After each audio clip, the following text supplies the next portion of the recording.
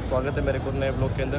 तो आज अपन जो सावरिया जी के अंदर जो कृषि मेला लग रहा है उसके अंदर आए हैं। तो आज अपन जॉन्डियर वालों के यहाँ आए हैं। तो ये जैसे ये ट्रैक्टर खड़ा है अपने पास 50-45।